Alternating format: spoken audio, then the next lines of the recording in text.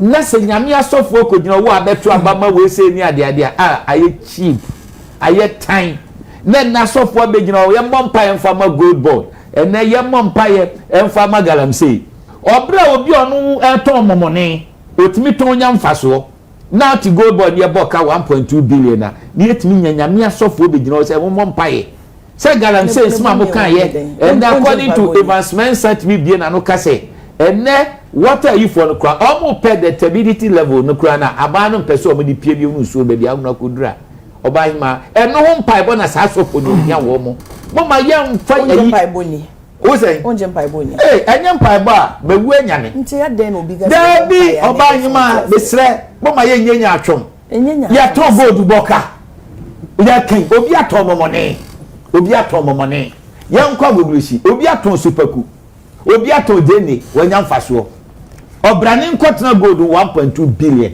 near Empire. Does it make sense? It defies the strength in power. And then I think say so can I say in business there can be products being jebi say obi ato we aboka na we ato we mfaso sound so na dey what we mfaso that same person na betimi ato bibi nso aboka and na make a tell say me say yan hwe de mane mienu wasem no mo de na emomu ne sipai se obi ton mama ne kontomire o se metete ye no kapranka manya na GOLDBOD de onu gina wiem kura nyamfaso na wo a wo e conceal so da bodi wachi waton gold aboka ni etime nyanyame asofo se ye mompaye obaima ba bia nyame ahode bam tie ni de nyame ahode bam e woni pam nyame create yense ni image so the wisdom is given us nyame unu so ahode apema no bam ba nyame ma bibia na out of recklessness oye ni sa empire boni bi won ma ye nyame tipai. I believe in prayers. Without prayers, you moving can't. I'm penny mama crown no any papa. Me and Kamechimwa Chinana Kufado Kraka. Asiafo. Momo Kwakume, Owusu Bempa. Mo partner and Mukra Nanyamia, Nanyamena Frame. Yomo de amenity, MPP. Sa 2028 no, Omo Pebe Bintana. Me Castle Beman for the Dimatem, and no crown me pay. Omo Dimatem no, not me say Omo because 2020 me be kesi MPP for nyina obi bia beto abana MPP bia nyame no me betena wo so onkwa na nyina na ensema me kesi bi ni afena me be keka nsemo o mu hye nim yana me ndwama no mo dia me ka bia besimisi 2028 on begwe wo dia bodi atito o mo party no ekuta ye be mwa no ye be break no na ato atwene se baumia be president e Ghana ha de o mo de ye me nti dia me suma ye o mo MPP sa 2028 no o mo mpa ba bi ntena me caso on be man comfort the dimatem and no cry na me pe omu dimatem no na me say omu more. Any pastor that curses people is a demon possessed person. He doesn't know God. He's not even born again. Luke 19 says that Luke 19:10 says that Jesus Christ came to seek and to save the lost. He shed his blood. He left heaven, became a human being, and died to save Cynthia. Then you are cursing Cynthia. Which God will answer that question? Which God will answer that prayer? Tell me. He came to save you, and I'm now cursing you to die and suffer. And you think God, who gave his life and his blood to save you, will still kill you because he wants to make Nanaya happy? I don't know, the one bucket, the teaspoon, it's the same blood, the same power. So when you understand that God's way, even when you are bitter, you hold your tongue. You hold your tongue because you don't understand. Reverend Owusu Bempa, Owusu say MPP ntimi wenia. Ono na enya saa yi kire no. E mom se obi pe party a o se meka ese ne de. Nyankopon mo dam onte soro nkase kase nkrofo mo pe party. Nyame am obi free will and choice. Obi pe A, ebi pe B. Sebi MPP no ono edu maybe no pe. And it is obi kase a wo mo ye ne bone na so kase o mo.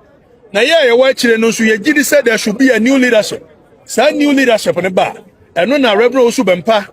Boa wo de boa party ma party ni wini no. Ni die o mu bia no ne sabe kan chefa. No kire wan fa ho ani bra nkase nkrofo. There's going to be a new leadership, there's going to be a new movement, there's going to be a new direction for our party. MPP for we're causing fear and panic.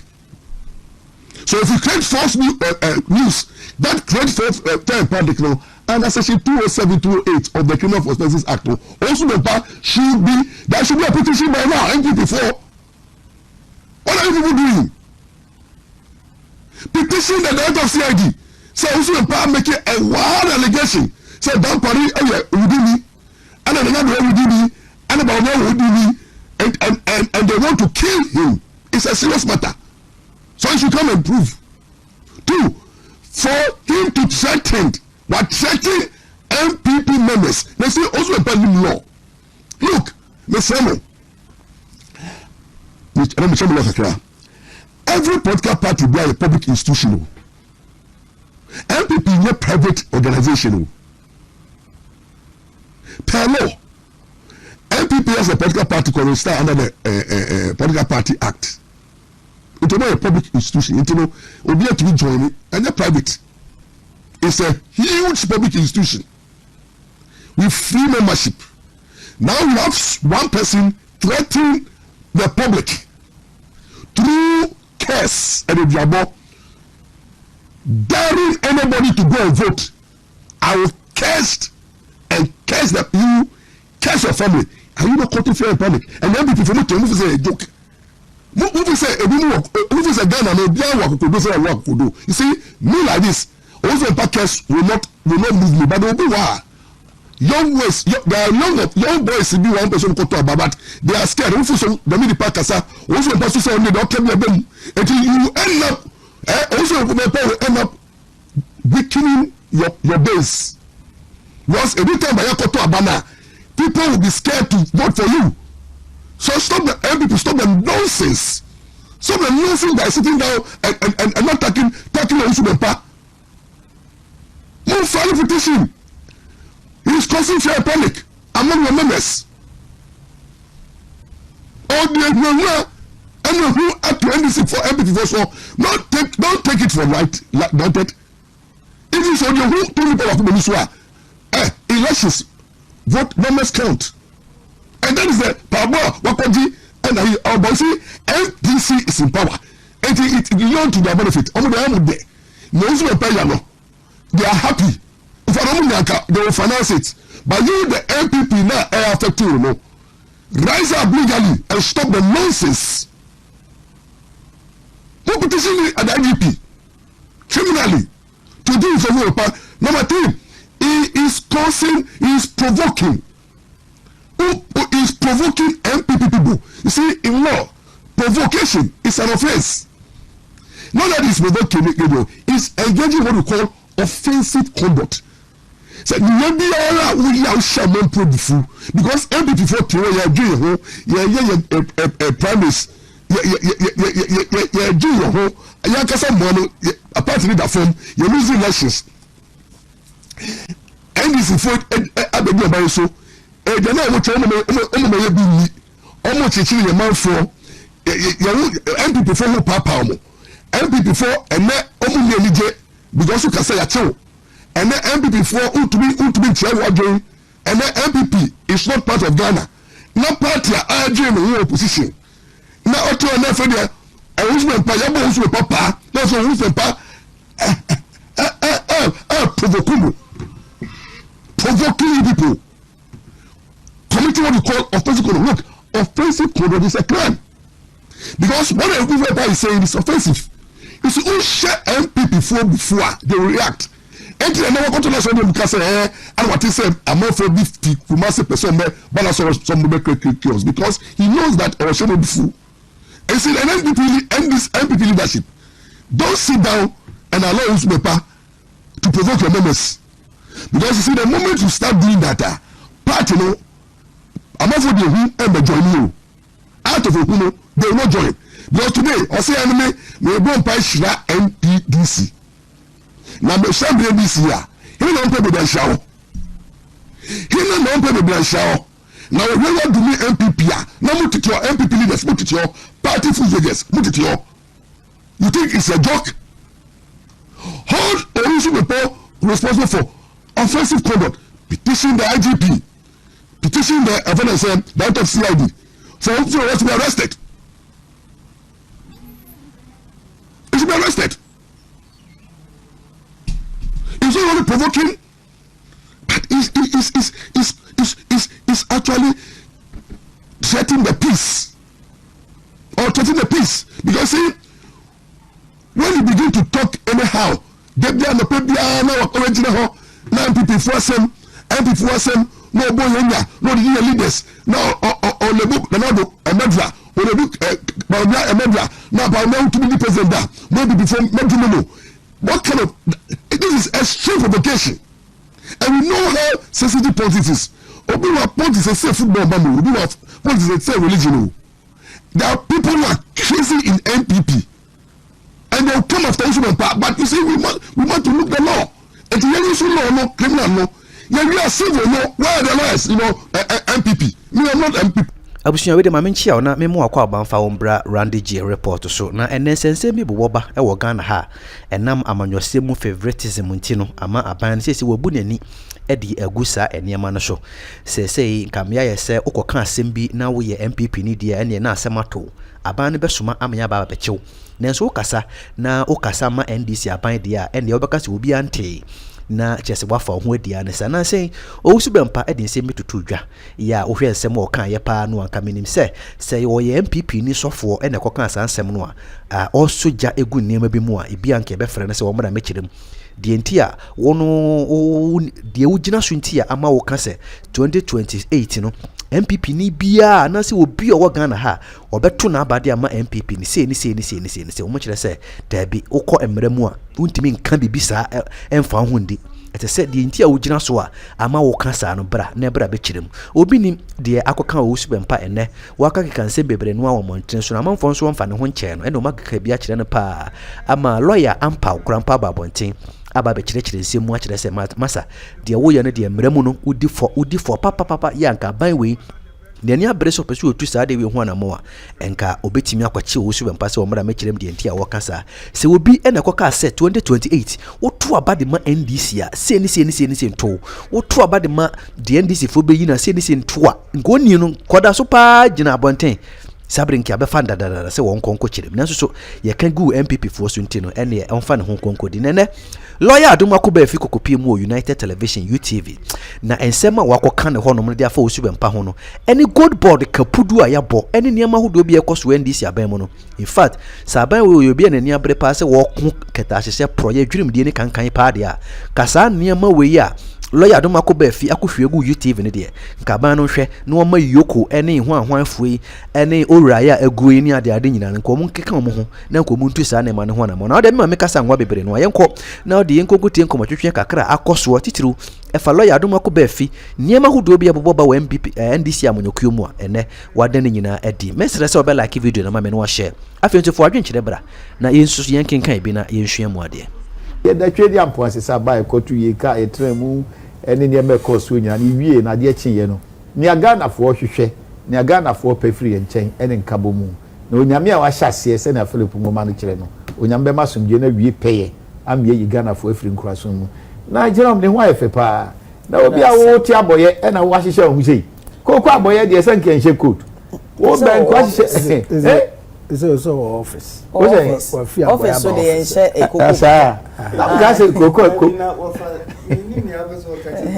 ni am pesa me ka kire ni se mi aso me koko ni mi an wo ko akodie na kompomase a o da bi dia me pa kire ni se bibia ma bi ekoko na se de boa na se most dey you so I obi a friend say plain folks appeal you are appealing to the folks say me kompo ano a me hyehyɛ me hu sei me kwakwa yi mu a ana me kwa hapo na we we da no so ba ha ni sa na hyehyɛ ni ha me me kwafo no what wo mo ha ba ye fe a nje ko kwa boy ye asa de ya kwa sori sa de me no a de ne ko kwa boy nto you sa boy me try you of am be sha say the few MPP elect new regional bosses but we are cause for unity you me that say mekoso na ya da twedi ampo ase ye amantam du nsia ni nyina no nyame adom ye mra ye sha se free polling station called electoral area eba constituency ebe pem region no nyame adom na do yinti MPP inside eguso enra abato memene da no ewie peye mane ye kama me ankasa de na mo central region but there were other regions so a na mintimi nkontino me try endorsement here na me de corner radio na frame se montoma wi nyame adom ni nyina ye adwuma amanyasam na ye ni sei no oba hima wo betumi abaye president so relationship with the grassroots eni ho no mo a kane no a Kwame Nkrumah ni buzi amota ma oba anabo na eba ni edi na chi da bi o say we Jerome enya position we a platform a stepping stone or the building ho. How do you relate to the people? Kakra obenya se na ni nipa che na ja obedi position na wie na to obi asawram ne kodura bato so na montoma we yi a omhwa na yesrew. It's happening in MPP and it's happening in NDC. It doesn't mean so. Doesn't mean say obi o no wedi ni ye a wa ba wa ye fine bia no na wo no o command. Sir, who study political communication will be a friend say party attachment or affiliation. Party attachment or affiliation. Amanyosem enye wo soroko ni akasi aketua or heaven. Relationship me better na make us say Randy Abi or you be amni free. Yenko program Randy who me or better say that obra ma ho mechiame. Though he's the other side, but we are friends. Internal politics na ye no is transcending ideological to relationship. They make us what you say. Maybe Kutabi na me endorse wa hwana nkebeti, but because over the years, is it Ashanti region? Is it greater?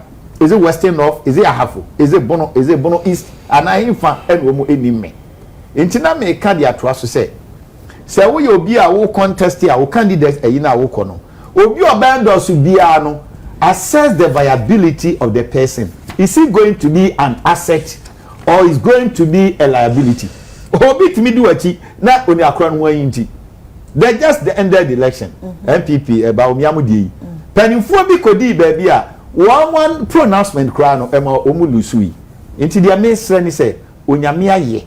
But the me den say enra Dr. Joseph Esibu. Now interestingly, me did Dr. Joseph Esibu anim.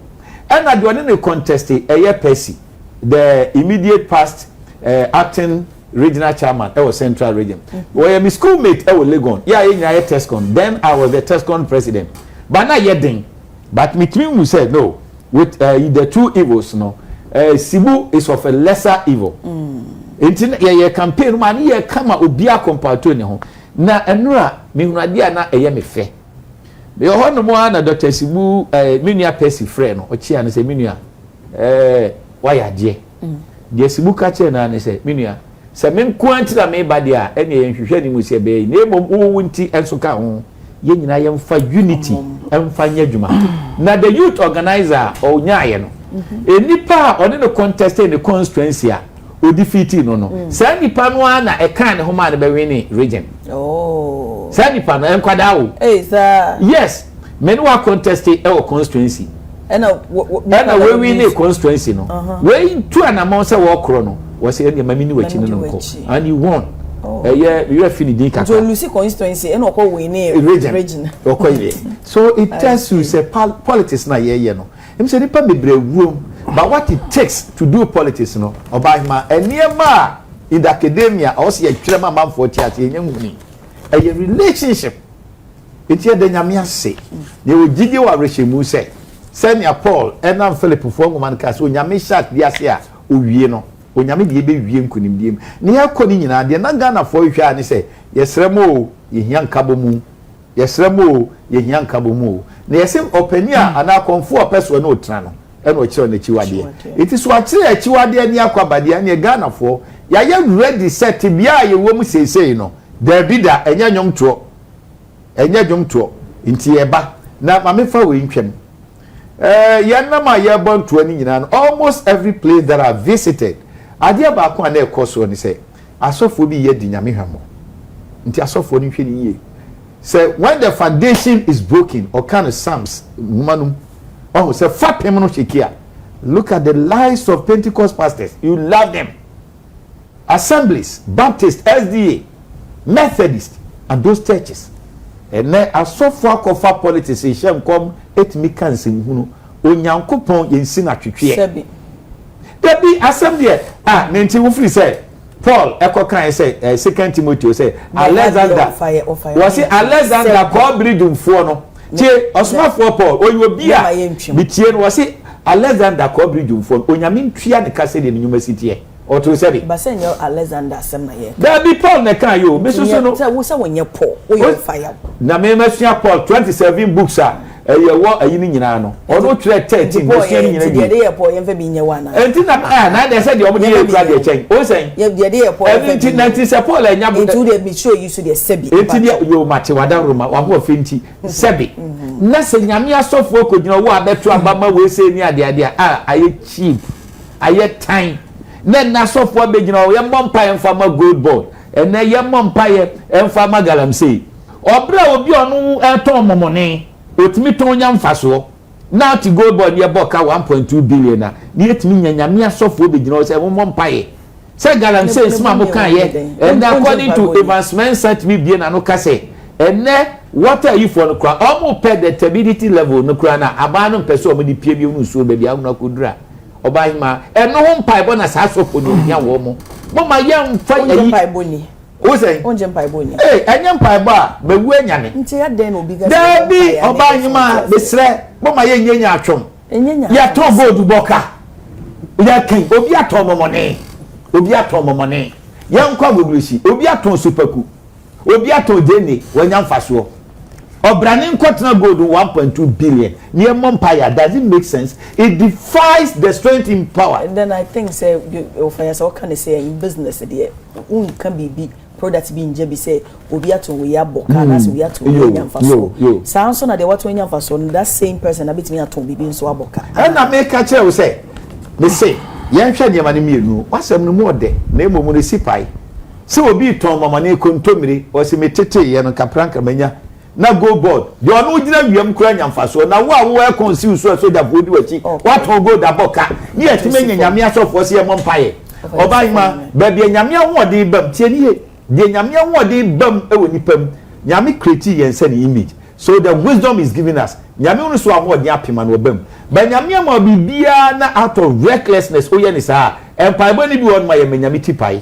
I believe in prayers. Without prayers, you moving okay. GOLDBOD ya huche bremu krampo no. Owura Randy is still creating the opportunity whereby Ghana from mabunu betimi anya kwanya to do what? To work. Me that say. Over here. So hunu. Oba ma. Eti ya enforce oba na wankwa ojuani so. Na ya yenso nyame, na yenwene yemfa buoma Ghana fo. Ti bia e omu sesei na brantie etimi hye kiki betno kansem we ya.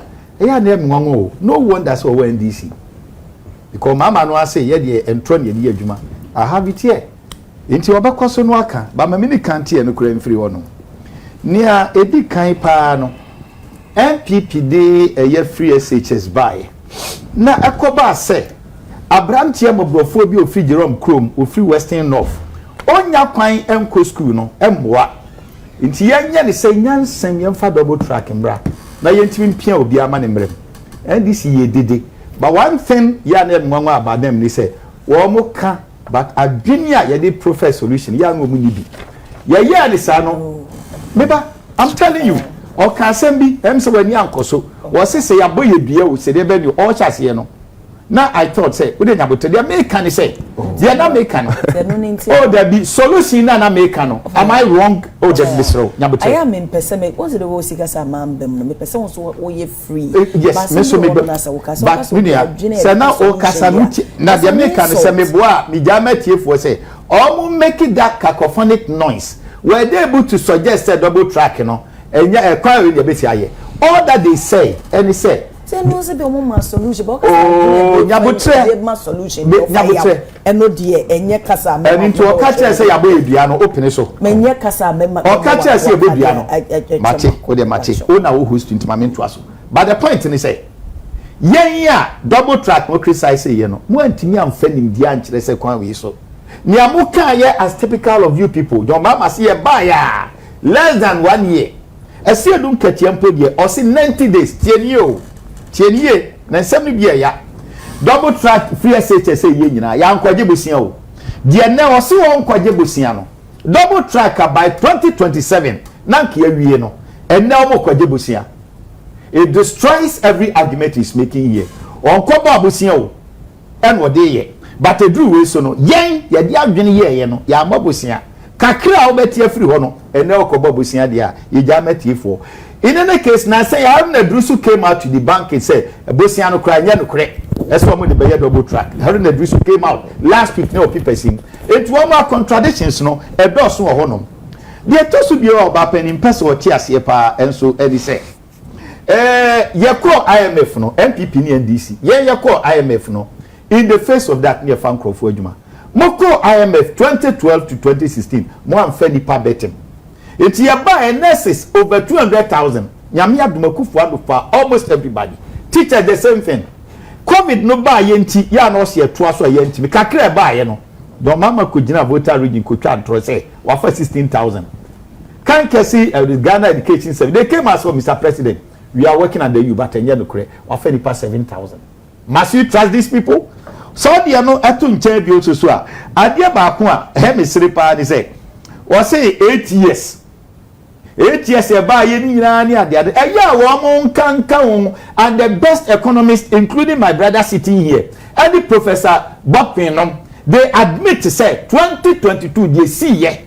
2020 they see ye. Say this if one can we ni panam. COVID ne ba ye no. They condemned it as typical of them. Eko wi ase ne dia mo si America for ntokwa. Enti wo mo no o mo nti ase no ba hima this NDC attributors no what me anum bi. So no attributors no bi dia nti ase. He's talking about cars he said 2014. And we bo opuni din. So bo opuni din na se mo ntoka ase dia. En dia no abi na nka wa hiye dube yisu ye. In the case enya no kre. Na say ya mo ya we. Ese a Cocoa Board came and attacked say makoto cars over 100 eya kuafo mu ntwa omuka. It is what Tran would try and we have one year.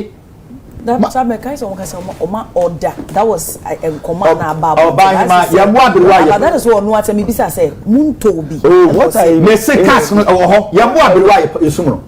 Yamua Sumo. When I say Bomuchi free. Bomuchi say if you do that, everything said your work can sano. Others me MPP. It is a mimic MPP some there. Oh, yeah, this idea you are destroying the discussion. How? Because Agye say, oh no, is he the authority? He is. We don't go that. Now soon yes, your research I say. It was no intino. It is an idea there. And the ananka this year wrong we say MPP or no Amoka Cocoa Board say because yana near Wabemu. Sadia diano. Mami Koso. No, we don't do that. Mr. Stop that. Over the hand we don't do that. We don't do that. He said the argument now is too illogical say. Or no one ye bobu nchichi and I make chira will say no over ya adibi wo ho no ma me showa ma wakasa sometimes no na say ese kasantwie ni ade a ade a platform so me obi a me kasantwie no say argument no what can do nipa no ete ha say eti se bibi ni kwampo na say if indeed so you question because you can even ask him na me bisa na me kasa ono na head of corporate and that is why I took you back say I asked him since mo purchase vehicle bia and was say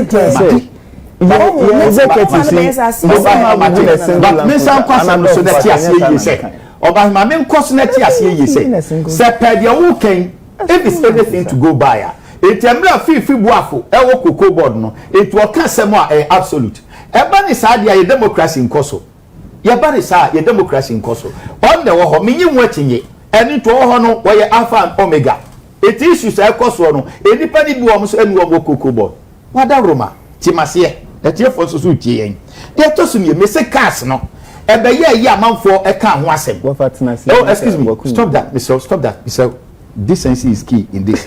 Then he's talking about scandal. NDC talking about scandal. Mokoye and send them 1 million at that all ye doom so and one $7. Moba ye so sauce na ye can one sem the west and won kata weni. Cocoa Board that's the same GOLDBOD that same way ye can buy him.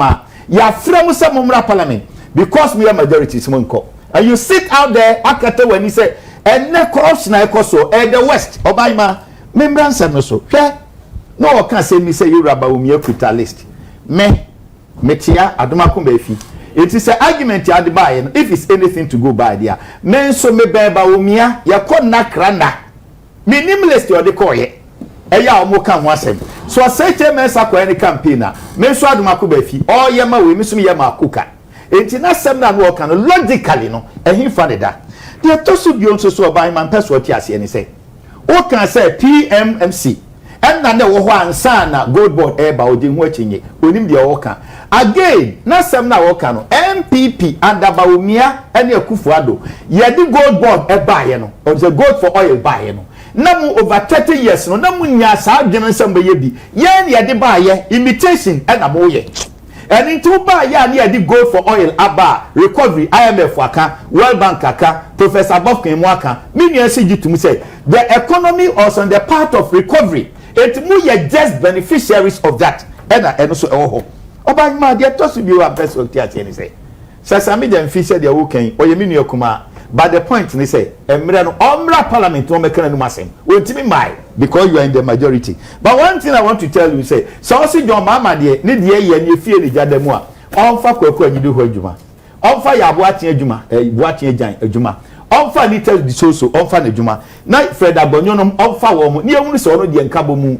mo ade ensan mama kwantaira na Rollins bay kra ya mpache wa pa onkra keto do twene fa no eto nchen asem bi onso ampese me kama wo ti ase pa enso eni say Musa Dankwa wona wo ti ase Western of fo ho atowo mo wo kromfo wa ho kire mu a me kɔ bodi me kɔ ba bi atem bi o mu akuafo osu and you sit here comfortably saying say wo mu atowo mo a akuafo mu hwe TV ni bi ba Musa Dankwa say even 30% amunya na Ashanti region no ene aba 18 Musa Dankwa nso de munya me eni ti no ho na sere nia abanyosem eya oba hima ho kire ye no enu anu nko na ye MPP foduru ba bi no na na nya nkwada na tirimu de obe bema de da ye nim no party yi aka no kure but wo de na wo konye ba bi ase ba dudu anu omu ye campaign na obu kura breche wo no omu su no o ken omu su ye nipa bone de omu serew ene Musa Dankwa aka in the case o kan ba bi yi wa ene tema development TDC TMB wo be the same organization and tokwa pipe na mo unity ho asem obi a mo amoto a Greek minister any finance ministry ya ba twede pipe and you sit out there say nyema ye mamo no wona sere oba ma me de nsem no eko awiye no kakra me pese me kan am de to aso ni say oba ma enye nyam anwum to ene ye securities and the siege economy a mo ankasa mo bie kan pay 3 as economy no you are not going to rely on macroeconomics but micro ya man for botum no and it is saying and the 24-hour economy no it is saying and the drainage system amuka ye no it is saying mutimi transition nyame anim ekofa manifesto way and it go control from 1 to 10 to 100 edu ba bia na so if you sit out there because ebi raman yesemu a wo mutwe wo say me out of my comfort o man nyina but and now your social media NDC for papa na wom na mo bre ya mo run si bre ye no wo mo mpa na esu ba se me bi nua yi a se na Yesu Kristo hwe Jerusalem na wo no ne say ye no mu no you should sit out there me dia me ni comfort me ti kam ayi emre bia me na mfom ti minim and na kura so mi ti minim ho ba bi di wie dia pesa me kama ne ti ase ri se obia o ha bia ya NDC for even deputies o mo ba 2026 V8 egu onom and I'm also smart to cast nibi. You can just fabricate stories, but one thing is certain: say, or minor under John Dramani Mama, or Bebiana as a nomia kayen. You must summon Koso, a teacher for una money, a queer for una money, a daddy for bobo, driver for say, and a tumia, and one new for swab, some crab a food stop no, Mugusuna Moye. It's baby Yako drones a bobas of wapa, no more than a third party advocate. But the point they say, me no me no chi ya dumbi ba ya uniform for no baby o free ni baby be free no nyame na bi ekopie ho enti wo kasa think about the commoners okay and get out of our comfort yes brema me enough of the IMF bailout and cutting waste key to economic recovery yes me da say ba IMF yenim say international institution and body a one of the neoma ayomota ebua na yese any economy and as a country be kwa hochire mu no member economy no they will come to their aid sometimes omo ba omo this kind of beba sometimes be ho omo de just entoto and as policies and beba no mo de aba ba Ghana no they akodi nyina na kwa ese na ye kwa ho hia ne ahochirem esika sema to ba ha neoma enkoye neoma bria ni so na agye ensema na ye hu ye hu brabo a na ye de meka na yakob omo ho onso de okwa omo ebe ma osika ni mo ma osika na omo de nhyehyeye a ye ebe bo omo no so interest de egu akwan mu no ma hwese obede obedi so Now for Ghana to go there 17 times. The 17th time no the recent one you call ye. Say the my call ye no no difference no in no so sa. Ni na no akwa se dem din kaka no. Ya ho akire ya ama ye hu so hwe. Ana ye hu ya babo na no na afie di meka call mo. Na eno nso no ye bebusa se ya de pa na nya de pa. Anke ya de bia yes because countries, number of them, once a while they seek for support from IMF and the World Bank. And you know, and Kenya, Nemuno, they are not yet 9 year hurry or for it to get there 17th time. Now, Mekai said the previous government, Nanko or say, a Kwambiasuno, Kayanko IMF, but you could do baby, do not abney into an essay, Yako. It says, ye tu anamwa kwa IMF no ne nti aya me kɔ no saa bia na ya ekɔ gyina no enye bia pa nye kɔ na ya kɔ no na enye because ne e body a ono no otimi guide o bua wo na de ya ma ye kɔ gyina saa bia hɔ no ba bia ye gyina hɔ no ɛna na yɛ ye nyina no hia asɛm enti sɛ bia who say can of Rata say, oh, we won't go to IMF. Now, say a call ya. Question is say, then you call ye. Now, a dear as soon as a man, in the next 10 years, in the next 20 years, your PCA. Not yen to me cancer call IMF for. And I beko crown and quest level of a much and I made the bed at the beko. And say obi especially the president eka say yen cut waste na ya avoid the IMF na there is in the right direction. Now who say anyone do IMF ba or here say o energy sector say debt bi o ha o manage ni ye or here o debt to GDP enkoya o de no ma be go akwam o revenue generation o de no ma be go akwam ntini na aka on bi o ha na even temaport ni ade no on that try so you introduce this system that system just to improve on revenue mobilization or the different debt sustainability or the car untimintia and now 2022 when the see and say yeah the car ma fede na external creditors no or mu ejina so edu say na ye pese ye domestic debt exchange program no and no the internal one so it was generally easier for us. But a external one, China, France, near Ada, the key decision makers, no, they were reluctant. Engineers said, "Oh, they want to show manu." Into no pay and no, they was on Sunday. A Beomocas or more capa as my day at all. Into Janabia Papa. Janabia Papa, I said, a baby wants a banana. Oh, you call 17th time. A baby call 18th timer. It should be a worrying situation for us. And ye na no na say na kwan be so na ye be fa boy na president so let's cut down waste. Now waste no on say say ka say a state interest and a governance authority ho omo asudie ba ko pa ne say ombre say state owned enterprises e be run efficiently and effectively. Ama yen ka say bia omo ko pay profits as a corporate as compared to corporate entities be say despite media na there or no or run on purely profit basis. Yeah, can say in profit that's fine, but any can say you're running at a loss as state no esa na man san bo a pump into it. GOLDBOD has been an example. Here ECG also has been an example, and several other, even our almighty tour, for example, you pump money. Oh, yes, here resuscitated tour. Obonse eventually retain some. Then no money sika there Agye. Into a say one of the things I said the papa president they can waste the same, where one of the sector angles I say there be found. Now beyond that, in fact, IMF and Kasano somewhere 2025.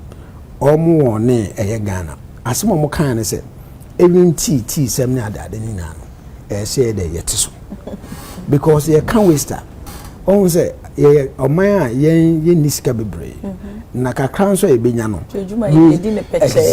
exactly and we call state institutions mu some of the spending na omo you see unfortunately sometimes when they budget for it, we've budgeted for travels and all that, so we must ensure that we travel. These are some of the issues that we have to exactly. And you know the other side, then so yes, they said they work and say cutting down cost and all. No, me kai say abroad, somewhere 2025 mampeni share the juma say na beto the DSTV no me ade ye twa mo ye utia say. And the other question was here. We ask ourselves here, but if you multiply that by maybe it's 4 years, exactly the point. I think the things that they can hear one say when here. And now one see the crowd near Kamboma 1 million. Say you bet him there could see because some of the villages no schools are here no and state of the arts infrastructure is structured here, even just a common shelter. To actually make sure that the students are comfortable. Get them some chairs. If you have 1 million, you can do that and furnish the place and give them an average environmental on so we shouldn't even belittle some of these things and all that.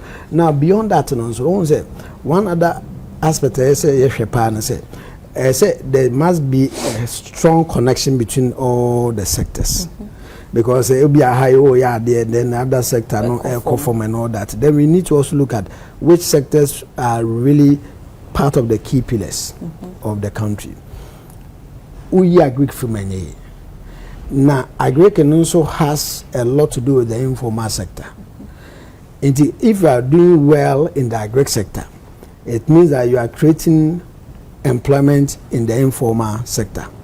And you, gradually you can even move them from being informal to formal. The reason being that systems and our structures ensure say A and B farm, limited, and now agri so now they are all registered, small businesses registered and all that. Next, how many employers now we can easily trace them. Until when it even comes to tax, we will bring all of them into the tax. And as a web, into only one side now in terms of the sustenance, because I say when to me and sustain and you may be a more the fiscal space now creating more revenue so the amount then employment because any money now are connected into say one year one casano won't mean yes dosu now they are to total neoma you spending on what we call consumables or consumption. And you want to say, "Oko bobosia," now they are chia salaries. So salaries is to mean generating. That is the issue. Revenue. That is the issue. And to say, "Oh no, na more wood to no say na tell dia, they be no obako bobosia now they are chiaka." And public sector will be so huge. And to say, "Near this kana ye no." And to me, in the medium to long term, and to me, generative funds by itself, not the BR no pumping money into it.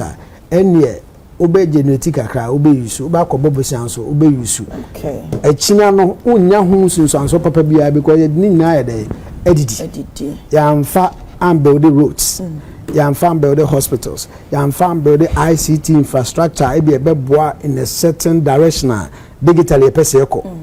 In fact, as far back as 2004, 2005, and I started kind about digitalization.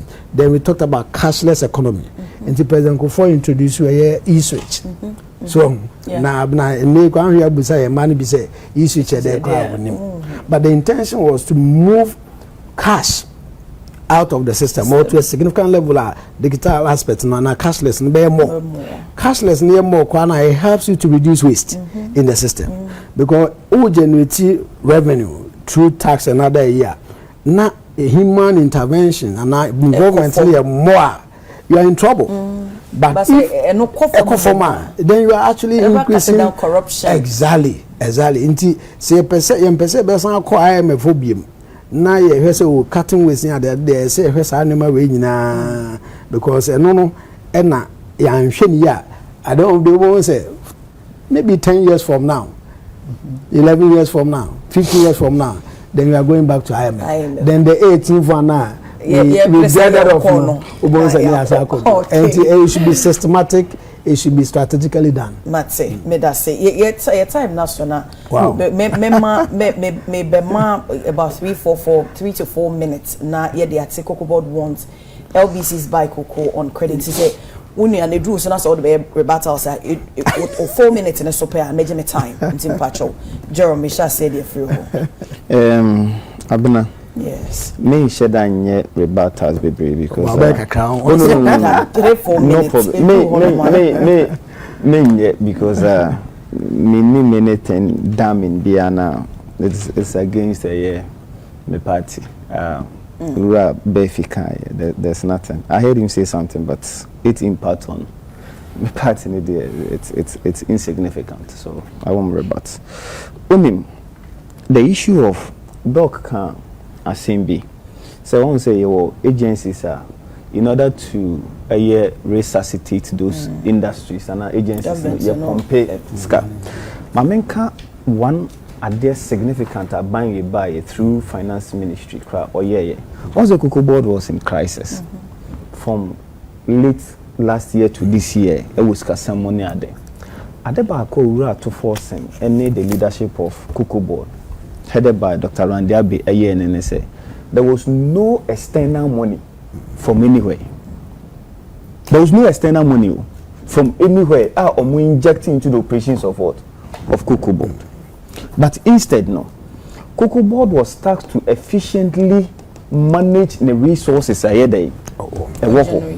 So I say, in kakra, ena ye free or how ya ye yewo emu nti na make to buttress the adok kind and say we nyina ye measures are abine departed from the conventional practice we inject money where we cannot even account for the capital injections crampo na no and it further compounds the debt now we are there we accumulate as an agency or the generality of the country. Look, I also said, say, me a very specific by saying, say, cocoa board buy, chief executive crampon using the private car. There is no single Land Cruiser there, yato. No single Land Cruiser. But pick up, pick up your other pickups are ever for the operations of the human or form because cocoa creating or form needs to be what served. To pick up, spend my order. Pickups. So I'm telling you, that the comfort. First, you sit and you are concerned about your comfort. Over a year, 2 years, there is no chief executive or even directors or more day or more cars. Okay, now LBC, I got 2 minutes. LBC no, at the okay, no, and you're the for. Now, once I did the me can say, maybe Jerome, what's a yard for Fontina person or not the way told not to. Yeah, it is part of the requirement. It's part of your really? It's part of your requirement. As part of your requirement to be licensed, I was say yes, say we are then ska we are liquid. So I say ska bit me ediato cocoon until you quite to the extent to say yama ode o bank in krata cry day eba ema o banks nankasa krampo issue krata say say dwumakuo wi oye den owusika bit me then at all. This is not maybe a bank guarantee per se, whereby in case of anything the bank stands in to the but the bank confirms. So we are then credible so bit me at the better. Now as part of your share, at least I was able to make top beer bears 500 metric tons, which is about 8,000 bucks. With the LBCs. I'll bit me at then. Echiaka. Now and then no creamy na bre atoni kuku atini kuku aye bibia wie no ukokoje we see me free it at a later date. So do you know what happens? So what happens in say then a company krana oniska can be in operation because okoko kofria the person defers the responsibility to cocoa board. So as I say so whatever happens in the chain or no absorb. Okay, quick one 90 here for because a can before you be licensed no na say eka ho na ne no wo mo nye na chief executive officer says wa ba be ka say wo be lose your license.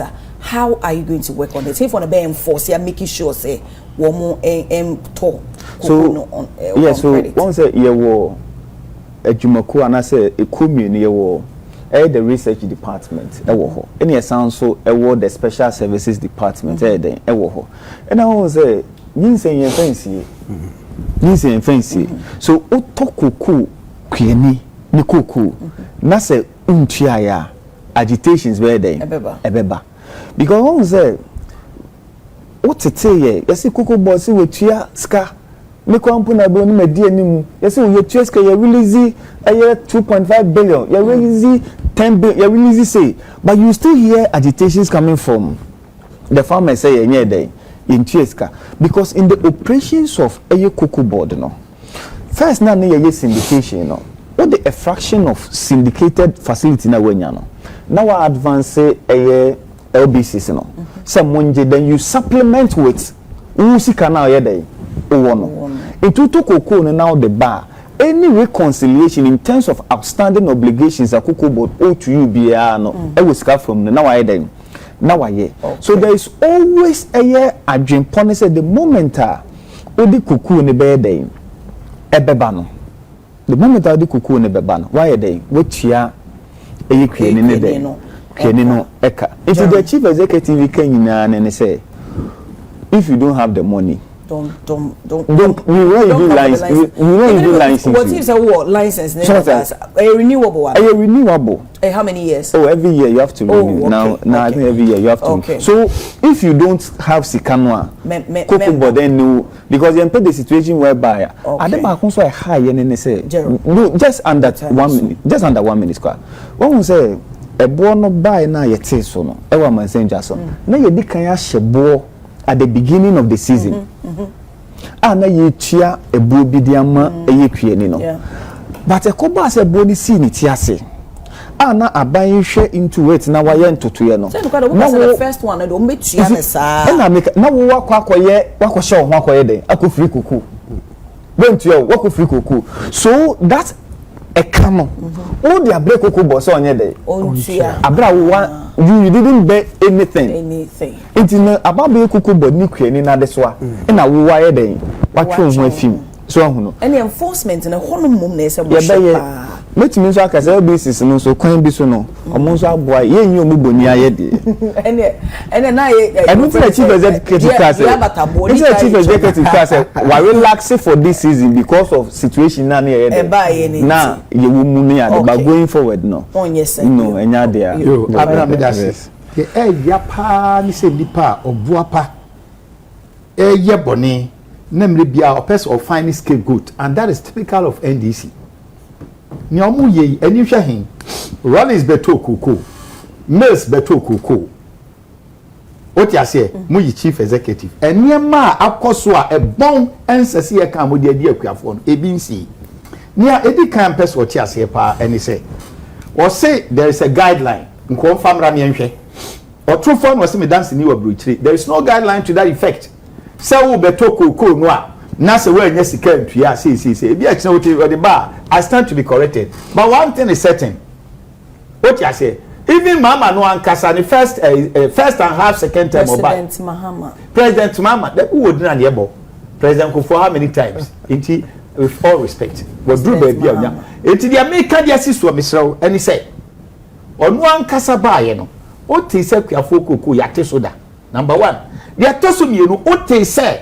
eye wo mo mutokoko no ye behunu na wo mo ebi sa NC dia tie ni se wo mo ne mo na ye adwuma and amoboa wo mo they buy on commission because of say montimi ehunu and monitor world price of cocoa amadi ewuo no you want to use them as a scapegoat and it's typical of them so we share 24-hour economy mo ya hu dede montimi yenti no and the hospitals kwa na mu bu no they want to find a scapegoat and that is typical of them mo bie mo ano ka say drainage system mo manifesto wo mo be bia your door na de mo antimi no ma me his excellency John Dramani ma me di Ghana for atem say ye ni ahuni enti eyemusu ene mo ban akuafo no ebre na obahima de twam kura ne say yenso ye kokko akuafo ni bia na mema kobo koko a mekodua ye no ma hunu se ebi a returns no emoa enti bi a mentwa na menye bode mo de mra de abeto na ye busa se ne no eye cool state e de wo mu ana ye wa private sector se si a wote yi se nyame ayo adom no anya ba bi a eye better than UTV of course minim se ba bi bet my better for now yes o pe ha na wo free ana wo kwa no se kwa me ene Father Dixon akoye eyi se ultimate free ha dia omu ye no eye wudi semo a me nua yitra sense ma meka no enka wo mo enka ye nka nwa chi asa agro ye de na odwamfunu so won suro sekan na emom se yade a wo ben fom en wo tie de akuafo no kan de mo de ye wo mo a me nua ka ba dwene ho mo manifesto mo bie mo ano kan se mo ba adansie ebe yefo ewi ase ene wo mo adan landlords and landladies kasa no you are blaming them. And it's typical of PNDC, NDC. Musumai no, one creative no, no ma find escape good. Maybe we no, IMF and Eddie almost so after 17, MPP equal 2, Moko 10. It's recklessness no. If you more 10, na mo call ye call just 2. Maybe you know, na person make can say Bible see the head so jira o hwe one and here say. And now we am perceive dun ketia ni having the drusumo. And you mo me dey call. And now we are President Mama Jubilee House or Kraniama Ekosono. Ebia wanya privy to me denyamia se say ekoto aba. Onyamia dom yen. We have the best candidate obia in Ghana, obia no beto ba omia. Ye de ba, momfa mo de emra. Na me ka kire Ghana for sa branch ni ndi ni Jerome. So amu hyase no mutimi di achi ekọ na sundwe moye. Na mo so amu kọ na se say crack me bamu a.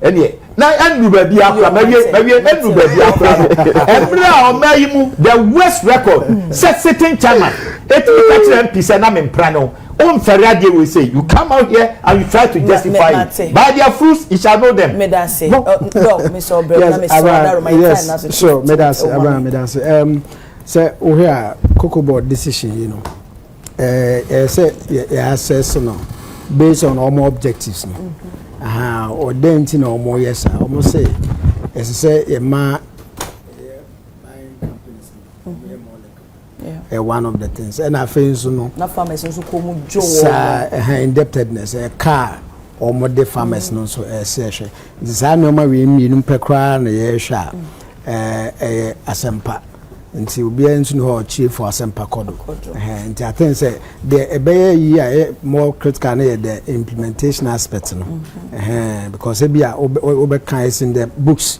but on the field na there na still na no more to e wa ba mu ntua ka to enforce it another angle so no say me so na me na kwasi chief farm nya me fa na currency no Jerome, no cocoa bebre wo inchi Fakabra area ho. Oh Fakabra a contomra side. Nti me makoko kwa aboyeda. Ba na misa. Ufinzara na ko Fakabra. Na ne minim ni say ebia one aspect ebia se mo hwe no. On se cocoa ni farmer no wa bono cocoa wa ye wa hata. Wa pack egu me say ba bia storage issue. On say one aspect necessary shed exactly sa inti no you say me ni ko hu because oka say ne auto on credit no on talk on credit be mu that means that na ye de mra na ye dwuma finchim there it means say me kokko ni ready me keep you me mabobo ano ho na se ma nye ba bia keep na because me de commerce me say no to no oniska de be channel on credit wa bumra so enti sa link na say ho no so na make sure say cocoa farmers omo enhyehyɛ mu cocoa fancy omo say be omo dan mu ana yi na ebikwa na omo ntimi am package ne we na enso to enso akobo because ono na oton cocoa ne de o ba bia I said I na kama or best storage warehouse near that day nti sa anga no so no say bomodern na de yehwe na friends nu kan so obi etwa fufufa chiwa ba ye hu nti say ye nye no across yenko say we mu de o betima aton credit because be o me party ma we mu de o de be won kwa wan support me na e bia obehe na the local level no obi abefa ho actually ne crash powers no they say yakutia okay no we breaking the monopoly of PVC sure when you break the monopoly of PBC